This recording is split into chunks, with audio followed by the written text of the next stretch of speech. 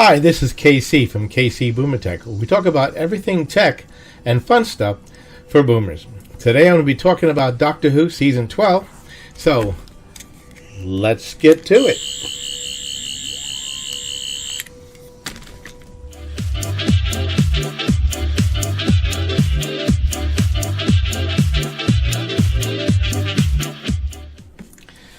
If you've been watching the show, there's been a lot of interesting and funny stuff happening this season. One of them is, of course, the Master is back. As you recall, the Master was the childhood friend of the Doctor, and he has had 12 regenerations, one of them into Missy, and now into a new character. We have Captain Jack is back, which warns the Doctor of the Lone Cyberman. We're hoping to see more of him. And then, of course, we have the Lone Cyberman. Quite interesting in all that it is. Second, if you've watched previous episodes, the companion of the Doctor was always following around the Doctor. You know, trying to help, but mostly getting in the way. These three companions are totally different. They take things into their own hand and go where they want to go and do what they want to do. For instance, in Praxius, the Doctor has dropped them off in 3 points of the world. One of them sees a dead bird and picks the bird up for sampling because it's died from plastic poisoning. Another one is following an alien, follows him to an area, and gets on a transporter, a teleporter to another world. All of them doing what they believe they should do and then reporting back to the Doctor. The Doctor is not watching them, they're watching the Doctor. Over the Doctor, I should say. Now, to give you a perfect example of this, in that same scenario, the Doctor is looking over a sample, the dead bird, doing her analysis of that moment, and what happens. The three of them are behind the Doctor, listening to what she's saying, and next thing you know, they're off following their own leads and going off and doing their own thing, and she basically realizes that they're not there and that she'd been talking to the air. That's how different these companions are versus the previous ones in the past. Quite interesting into itself. Now, have you noticed the references to and kickbacks to various TV shows? Let's start with Spyfall, which could be said is Skyfall, the James Bond movie. Okay. In one of the scenes, the companions and the Doctor are all over England, and these men in black cars appear. And they have to collect the Doctor to bring him back to MI6. But they're all dressed like, let's get to it, men in black. All right. So they take the Doctor and them back to MI6. And later on in that same scenes, next thing we see the companions and the Doctor riding motorcycles, running after a plane.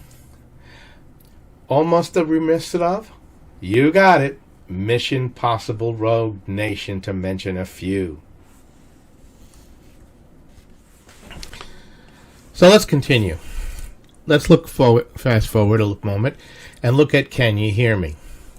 In Can You Hear Me, we have an opening scene to a city that resembles quite a bit like a city seen in the movies in Star Wars, where the rebel forces are trying to defend the Empire from taking back or stealing crystals from what was the Jedi Temple.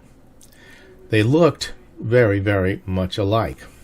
Next, we're introduced to an immortal who feeds on the nightmares of people and is loves humans because they can be moved to their dark side. And he resembles quite a bit like, you got it, Emperor Palpatine. Quite amazing. Now, if that wasn't enough, let's go one step further.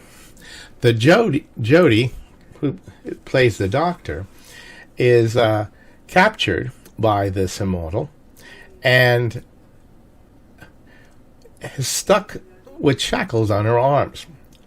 Well, she moves herself around, moves her jacket out of the way, exposing her sonic screwdriver, and mysteriously, the sonic screwdriver jumps from her pocket, into her hand, just like, guess who? Rey. That's right, Rey. And next thing you know, we have a scene which resembles Star Wars.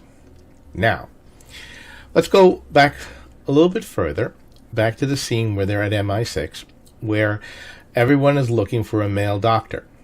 And so they speak to each one of them quite confidently, thinking, well, this one must be the doctor, this one must be the doctor.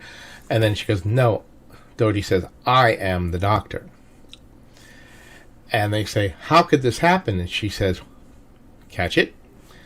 I've been upgraded, which is a reference to the Cybermen who said, you will be upgraded. Now, which goes fast forward to when we have the meeting of the two doctors, each one not remembering the other.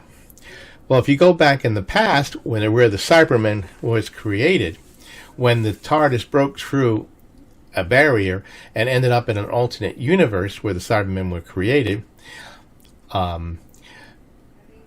this possibly explains where this other doctor came from, where she has broken through that barrier and now is on Earth in this reality. I can't say for sure. I'm looking forward to the next few episodes, especially next week's, and see what will happen. So, if this has been informative to you, I ask you to please share, like, and subscribe to the channel. Put your comments about any other things you've caught in Series 12 that might refer to this. Until next time,